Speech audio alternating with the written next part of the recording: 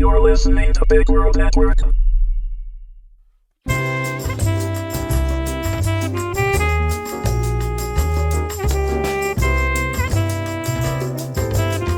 Delroy versus the Yshtari, Episode 10, Plan of Attack. Written and read by Berin Stevens.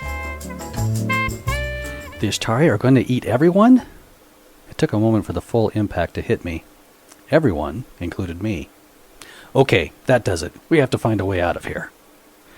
And just how do you propose to do that? Stella asked. I racked my brain, but could only come up with one thing. What if we charge the guards the next time they open the door? Stella chewed her lip as she stared at the floor. I'm afraid that's the best I can come up with, too. She looked up at the gathered women. Okay, I need some volunteers. Who is willing to risk their lives to help Delroy and me charge the guards so that the rest of you can escape? A few hands went up, including Trina's. Wait, hold it, I said. I didn't necessarily say I was going to do it. It was your idea. She had me there. But risking my life for others would not be good for my image. Besides the fact that it's really hard to get rich when you're dead. And if word got out that I'd gone soft, I would never be able to make it as a con man. I mean, space pirate. But would it be such a bad thing to help out people who needed it? Up to this point in my life, I'd never done anything for anyone unless there was some kind of profit in it for me. I shook my head. No, those were not worthy thoughts for an entrepreneur like me. Of course, if I put up a good act like I was helping, it would impress Stella more.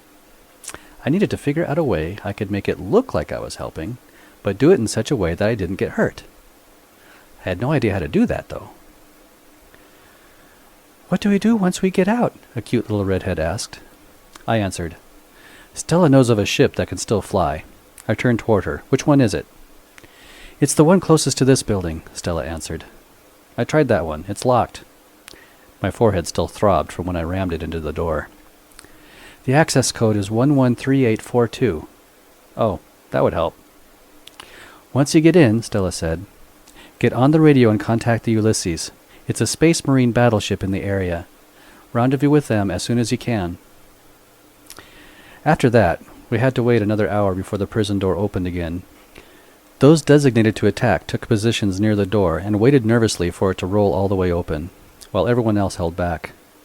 I found a spot in between, hoping I looked aggressive enough even though I planned to dive for cover once the attack started. When the door opened wide enough, Stella leaped forward and tackled the first guard who came through. She caught the creature by surprise and knocked it off balance. In all the excitement of the moment, I forgot my plan. Instead, I screamed the battle cry of the Higston family, which is actually just a whooping sound we make while watching football, and charged the other Yshtari as it came through. The next thing I knew, I lay on my back with the wind knocked out of me. By the time I recovered enough to see what had happened, I saw Stella had dispatched the first one and had its body wedged into the door to keep it from rolling closed. She fought with the other guard while Trina and two other women clung to its claws to keep them from getting to her. Meanwhile, the rest of the prisoners raced through the opening. I rolled back to my feet, intent on returning to my original plan and escaping with the others. When I looked down, though, I saw two of the women who had volunteered to charge the Yshtari lying on the floor in a pool of blood. One of them was the redhead. Anger surged within me. These Yshtari monsters didn't deserve to live. Rage took over all thought as I leaped at the Yshtari that Stella and the others were fighting and pounded with all my strength against the chitinous shell. The Yshtari flung Trina against the wall. Now that it had a free arm, it used it to knock the rest of us aside so that it could put its focus on Stella. A claw opened and headed for her neck. Her hands were occupied with keeping the other claw off of her. All she could do was watch as it came to decapitate her. A burst of energy surged through me. I jumped up and across the space between us. I wrapped my arms around the claw before it reached her. It snapped closed only millimeters from her neck. She twisted around and slashed her legs underneath the Yshtari's legs, knocking it off balance. As it stumbled, it threw me aside. Stella rolled over to a fallen crossbow gun and fired it at the creature. The horseshoe-shaped projectile shot out and into the shell of the monster with a loud thwack. The Yshtari staggered for a second, before toppling over and clattering against the metal floor. I lay there panting for a second before I got up and checked on Trina as she picked herself up off the floor. She nodded that she was okay, so I checked on the others who had survived the fight. I helped them up and escorted them to the door.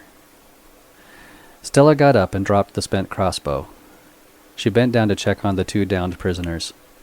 Sadness crossed her face as she said to them, "Sorry, I failed you." She stood up, shaking her head. "Let's get out of here before more guards arrive." We raced up the corridor and into the kitchen. The smaller blue-shelled Yshtari were running around with their claws waving in the air. Evidently, they weren't much for fighting. Stella picked up a long knife from a rack before heading outside. We saw the rest of our group heading up into Stella's scout ship. It looked like it would be a tight fit. I wasn't sure if we could even get in, since the line had slowed down as everyone tried to squeeze inside. To my horror, I saw 3 of the giant guards skittering toward us with weapons raised. They fired. 2 of the shots found their marks, ripping through a couple of prisoners. When Stella saw the 2 women go down, she let out a scream of rage that sent chills up my spine. She brandished the knife over her head and charged the new contingent. Somehow, she managed to dart out of the way as one of the projectiles whizzed past her. She plowed into them before they could reload their guns. I stood there, unsure what to do. Should I help her? Her odds of survival weren't good. But could I even improve them? Probably not. I looked back at the ship. By now, most of the women had made it in. I turned and headed toward the loading ramp. When I reached the bottom of it, I saw Trina just inside the door, about ready to close it. I shouted up to her, "Don't! Wait for me and Stella!" Trina stared back at me with sad eyes. "Don't wait? Okay." She nodded and closed the door. "What? No!" I shouted, running up the ramp. It dawned on me what I'd said and how she'd interpreted it. "That's not what I meant!" The ramp retracted from underneath me and sent me crashing to the ground. I lay there in the sand, wishing I had been a little clearer with my directions, as the scout ship lifted off the ground and shot skyward. My animal brain wanted me to curl up right there and suck my thumb. My logical brain told me that my best shot at survival was to help Stella, if she still lived. Logical brain won the argument. I jumped up. Relief filled me when I saw Stella still alive and thrusting her knife through the shell of an Yshtari. 1 other lay on the ground unmoving. The 3rd had just finished reloading its gun and was taking aim at my true love. I charged, smashing into the side of the gun as it went off and sending the missile wide of Stella. She spun around and leaped over me with her knife held out. A crack sounded, and the Yshtari keeled over with the knife in its gut. I rolled onto my side from where I'd fallen. Stella leaned on her knees, panting for air. She looked gorgeous, even with Yshtari juices all over her. "What?" she asked when she saw me staring. "Aren't you going to thank me for saving you? Twice?" I held up 2 fingers to make my point. She gasped for air for a moment before her face softened and she nodded. "Thank you."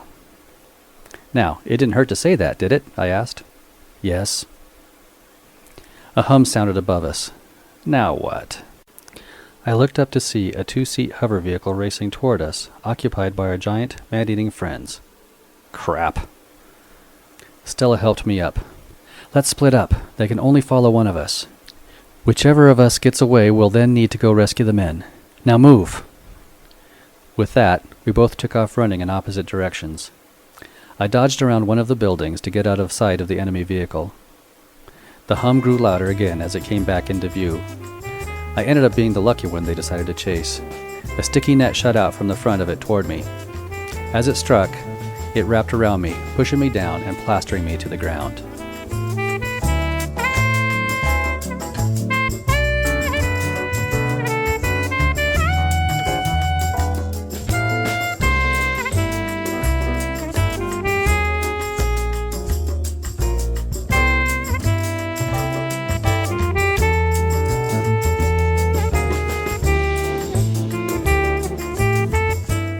This has been a presentation of Big World Network. Visit us on BigWorldNetwork.com for more free weekly series, or follow us on Facebook and Twitter. Thanks for listening.